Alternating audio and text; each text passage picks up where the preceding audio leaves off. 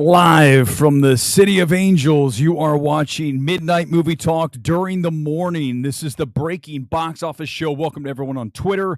We'll do this from time to time, throw this up on Twitter as well as YouTube. If you want to get involved with the comments, go to the YouTube stream, and then you can go and put your comments in. We'll get to some as we roll through the show. We do have huge news, great news, and I was wrong, okay? It's not often that Weber misses the mark big time on this film. Bad Boys 4 was a big success at $56 million.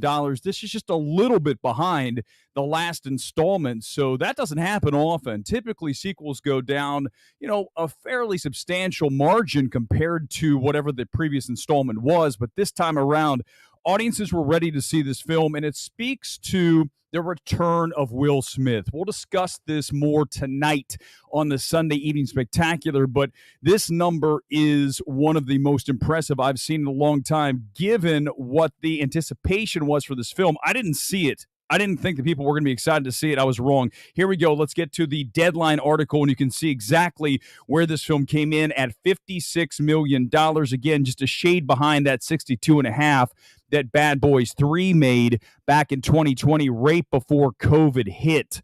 That film went on to gross over $450 million worldwide. Huge success. That's why we are here again. And I think one of the things you're going to notice when you look at these numbers here this morning is the fact that it did very well in some places that don't typically index as high. Look at the number one location in Atlanta. That is where this came in. Typically, we see that in Burbank, in New York City, somewhere in one of the two New York, LA locations. But here you've got Atlanta as the number one location for Bad Boys Ride or Die. The other thing to make note of here is the fact that IMAX and those PLF, premium large format screens, only were 38% of the gross. That's not a very big number. Now, that was the last one. This time around, it's only 9.3 for IMAX percent. That's very low.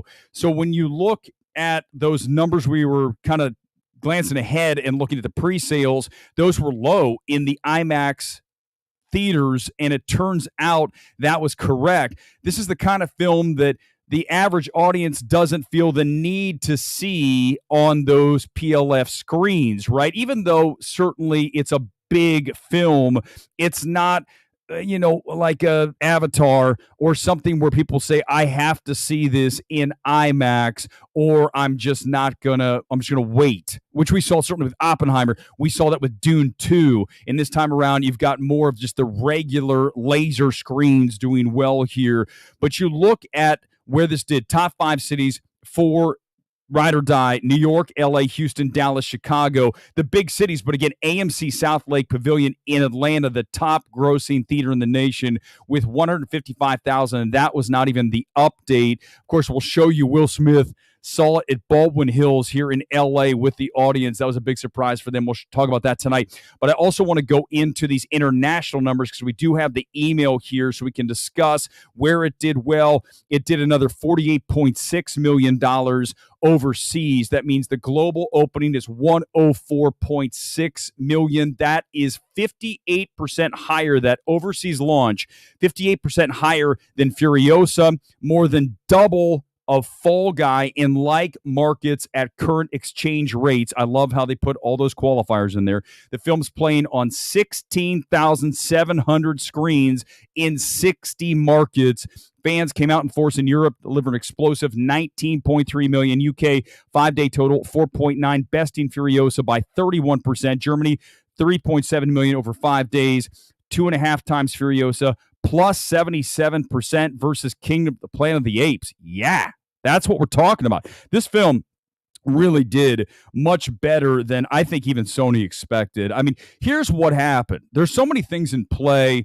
I think we definitely drilled down on the Will Smith. Was he canceled or not canceled based on the slap? Clearly, that's not the case. People don't seem to care. You look at the numbers here, it doesn't matter. This is a big win for him. We'll discuss that more tonight, what that means for his future, this opening, which is as really as good as it could go for Will Smith. But when you look at this film and those international markets, it's pointing to a long run theatrically. And the good news here is Sony has proven that they don't yank their film and throw it up on a streaming service. As you know, Sony doesn't have a streaming service. So when they don't have one, then you don't have to worry about them like Universal throwing something up on Peacock. You don't have to worry about that. And that's good news for the film running long term. We saw that happen with Sony's Anyone But You, right? Look what happened with that film as it ran and ran and ran. That can happen here with Bad Boys Ride or Die. Next weekend, we get Inside Out 2. That's not even the same audience, right? That's a family film. This is clearly not a family film. So when you look at that, this film should be able to hold well next weekend. All signs are very good, and Sony is stoked this morning. In Asia Pacific, film hauled in 4.4 million, Australia 2.8, topping Furiosa by 26%, Fall Guy by 14%, Kingdom of the Planet of the Apes by 11%. This is a film that's beating virtually everything this summer overseas. So that points to, again, a huge win for Will Smith. All right, let's talk additionally about The Watchers. This was not a win. This film was an absolute L for Warner Brothers as we go to the email directly from down the street here in Burbank. Opening weekend, $7 million.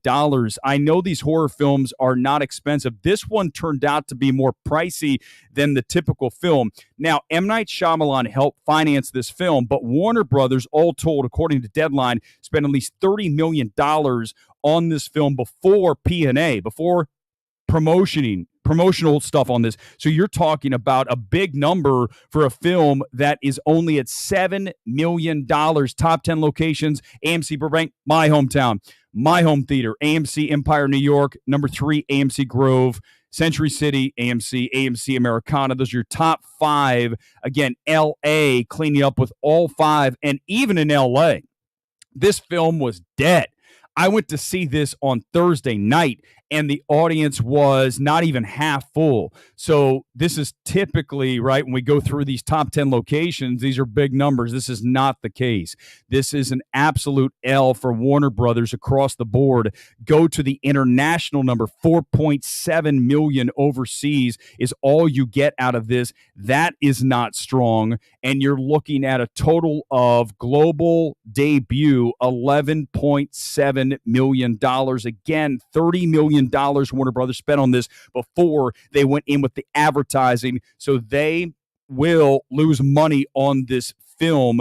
I think it's one of the most boring films I've sat through this year. That does not help. The other thing that does not benefit The Watchers, we've had so much horror in the marketplace. I know a lot of you love horror films. I love horror films. I saw the best horror film of the year last night. We'll discuss it tonight on MMT Sunday Evening Spectacular.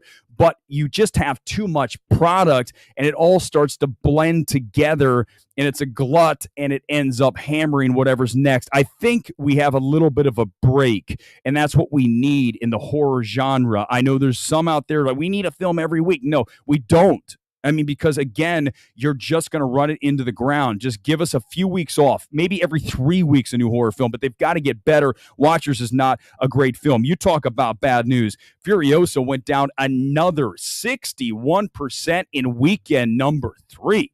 I mean, guys, this film is dead. I mean, we knew it from the opening gun here. We knew this film was not going to all of a sudden turn around and start performing. But again, that third weekend down 61%, put the nails in the coffin. Furiosa is dead. Although this film is at, let's see the global total. It's certainly better than I expected it to be. It is closer. It's over 150 million. You can see it across the scroll at the bottom. I put it there. So check that. Also want to mention the Garfield movie is now nearing $200 million globally. So this is another win for Sony. They had number 1 and number 2 film in the marketplace this weekend with Bad Boys Ride or Die and then the Garfield movie. So family films are doing fairly well. If it's held in there decently, it's approaching 100 million domestic. So I think you look at Inside Out 2, we'll talk about it tonight. That film is going to be the biggest opening of the year. I don't think there's any question about it. It has to get above Dune at 82.5 million.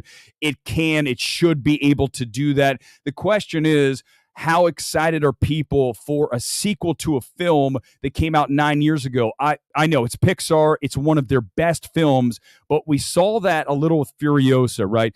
It was too long, just like same time frame, 9 years.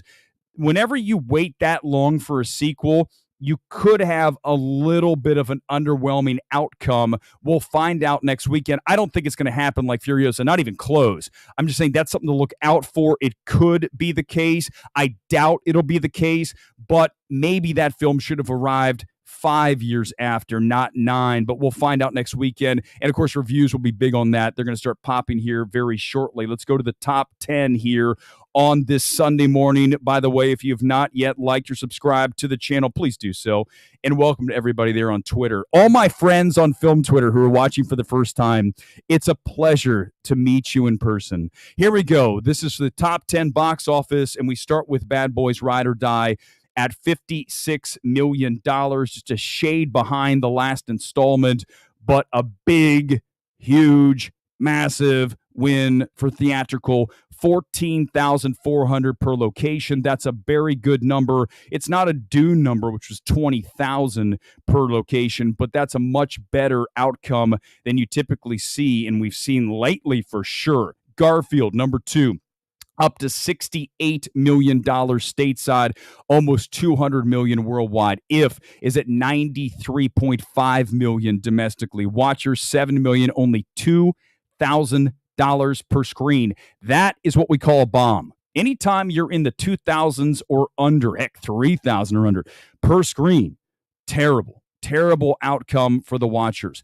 Kingdom of the Planet of the Apes is at almost $150 million, and that is stateside alone. Furiosa at $58.7 million stateside, down 61%.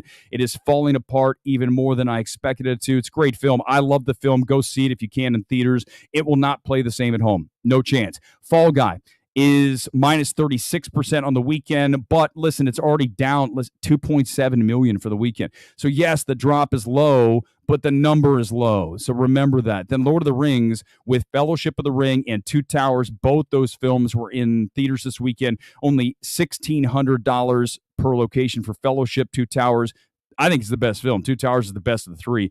$1,200 per. And Strangers is bringing up the rear in 10th place with 32.2 million. That's a very profitable film for Lionsgate. This movie made me more hyped for Beverly Hills Cop 4 despite Netflix. Isn't that a shame? Because you look at the numbers here. Thanks for the super chat, Wildman. You look at the numbers here, and there's no question, based on what we just saw this weekend with Bad Boys 4, there's not even any chance that Beverly Hills Cop 4 would not do a very similar number, if not a bigger number. I think it does maybe 60, maybe 75 million. We have not seen Axel Foley since that horrific one where he ran around in the amusement park. What year was that? Was that number 3? Terrible film. But this looks like something that really deserves to be on the big screen. But as you guys know, the only guy who calls Netflix out and calls them the worst studio in Hollywood for having no legitimate theatrical footprint, you've got to be kidding me. And the fact that we have Netflix out there with this film screws all of us. And I can't believe, based on what we just saw this weekend, Netflix isn't on the phone tomorrow morning with AMC, with Regal, with Cinemark saying, what can we do? What deal can we get done to get Beverly Hills Cop 4 in theaters for at least 2 weeks? Remember, they did that for Glass Onion, 1 week.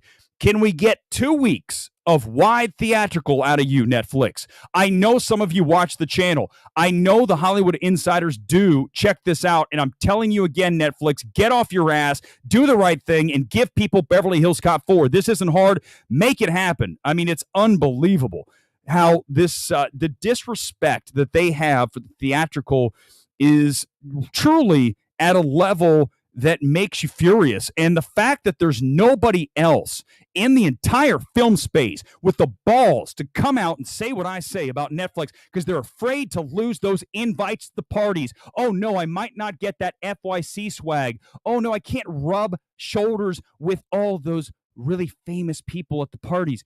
Got news for you. Go bigger. Demand theatrical. Stop being a shill for the studios. God knows you'll never find that here. At least 2 weeks in AMC and key markets out of respect for Eddie Murphy. They don't have any respect for anything, Netflix. The only thing they have respect for is their stock price and their streaming numbers. They don't give a shit whatsoever about the theatrical experience, and it is absolutely deplorable, no question about it. A few more minutes and we're out of here. We'll be back tonight. Bad Boys 5 is definitely going to be getting prepped right now, and I'm sure Will Smith wants that to happen. Again, we'll make that the big topic tonight. Will Smith, the return, clearly this weekend indicates audiences want to see more of him. He was sweating this. How could you not? Because we all saw Emancipation absolutely went nowhere. Came out too soon after the slap. Now we have some space. I thought there'd be a little more resistance. Didn't turn out to be the case whatsoever. And you look at the numbers this morning, it proves out. And I think that he is going to be 100% in. Obviously, Martin Lawrence is going to be 100% in on this. It's a huge payday for them. They can just keep jacking the price up, knowing that if one of them says no, they're not going to make the film. You have them by the balls, and that's exactly when you do it. The agent should be calling tomorrow. And I think that's the big story here this morning. Big Willie is back. We'll discuss it tonight on the MMT Sunday Evening Spectacular, back here, probably just on YouTube. Twitter, just once in a while here. But as always, a pleasure. We'll see you back here tonight for the MMT Sunday Evening Spectacular, live from LA. Peace out.